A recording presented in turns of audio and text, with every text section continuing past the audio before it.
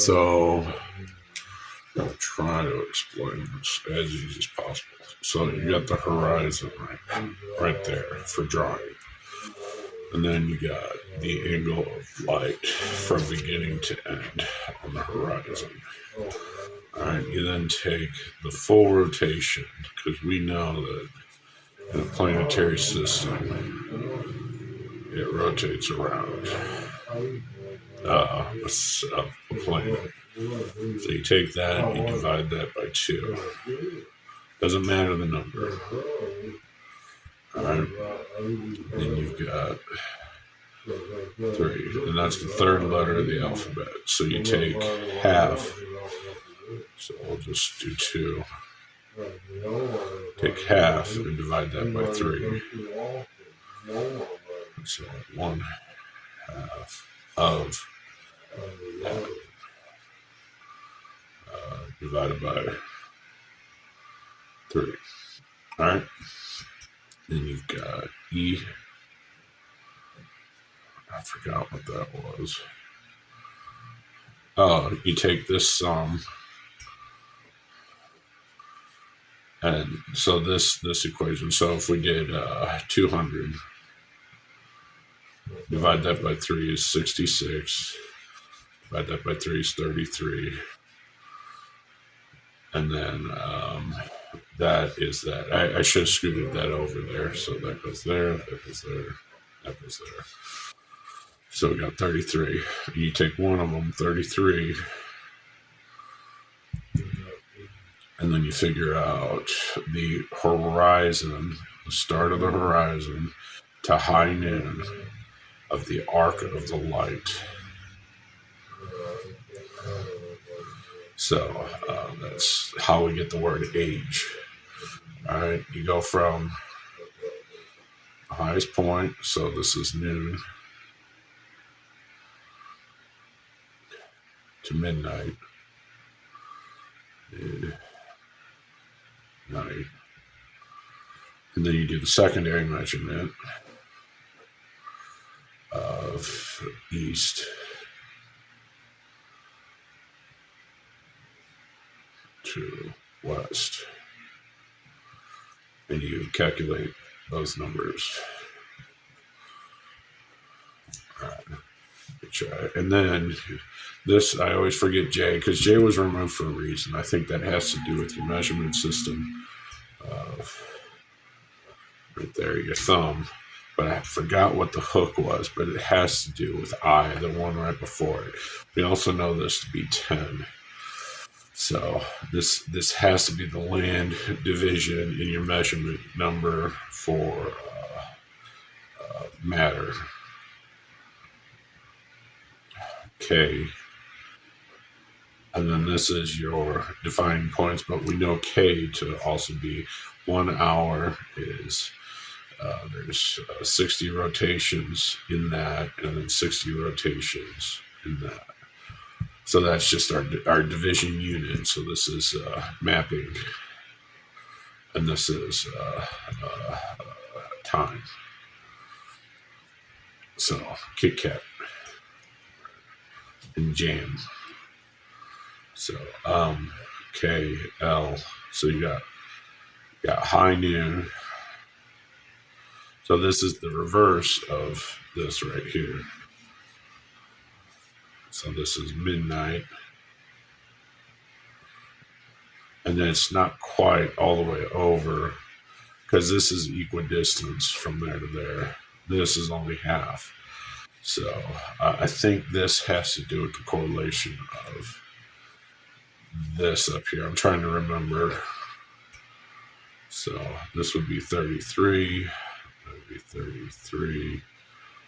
And then and that would be 66 would be the measurement for midnight. JKLM. You do the correlating march to find, and this, I believe, is your equator, or your rotation, your angle of axis, and what you have, and how it spins. So basically, they're doing a cube here.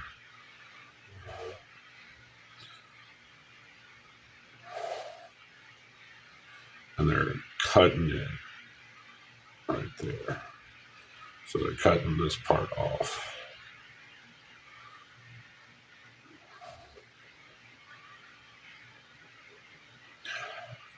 But anyways, you've got that, which leads us into, because that's one, I'll do it this type of 4 because it'll make sense with the O, because you're doing the angle of light at high noon, or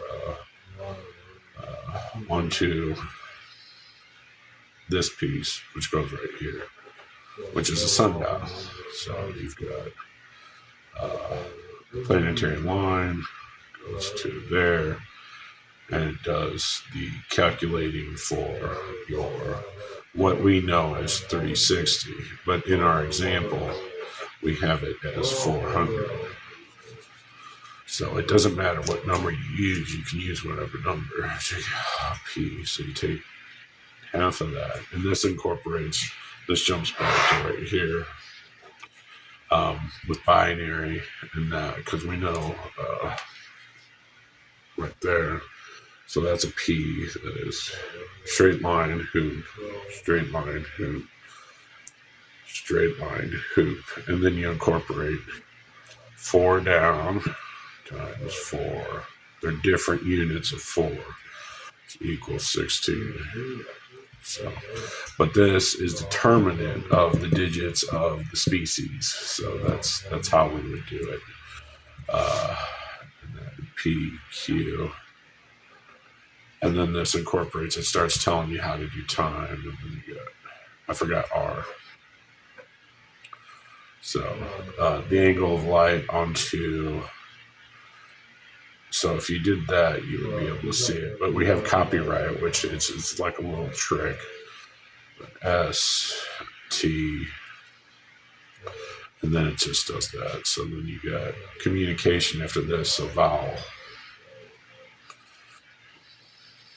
And we had Roman numerals, so that's 25. And I already did that in a separate video, but I'll go ahead and do that.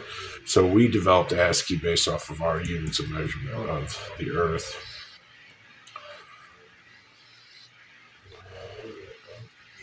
To the sun. So then it goes Z, because that is, all right, so goes 0, 1, 2, 3, 4. Is that right? Yeah, 5. Whereas this is the thumb unit butted together. So that's dash. If you break that, if you go like this, it is 1, 2, 3, 4, 5, 6.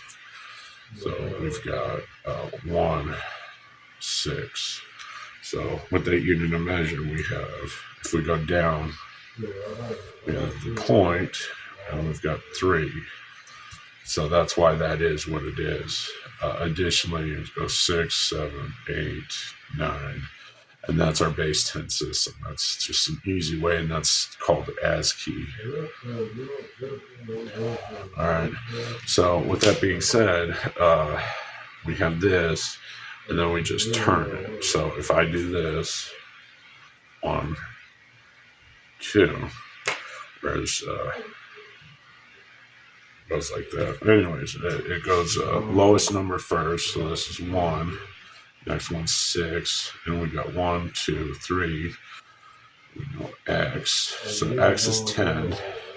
So that's 360, and then 61 in ASCII is equal. All right, then the determinant factor, so that's 61. So which is right there. So, and then you've got X, Y, I can't do this, W. And it goes lowest number first, so we're starting to take them out. So we got 1 and 6, and we got 2 and 5. 2 and 5. That's V. So V in Roman numerals. So this is the determinant factor for your sundial. Roman numerals. That's 5, literally, and that's 5 times 5 is 25.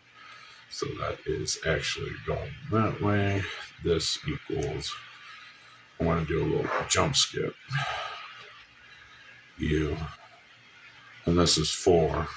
52 is 4. U, and that's why we do that little, it's a little trick, but we cut it off right there.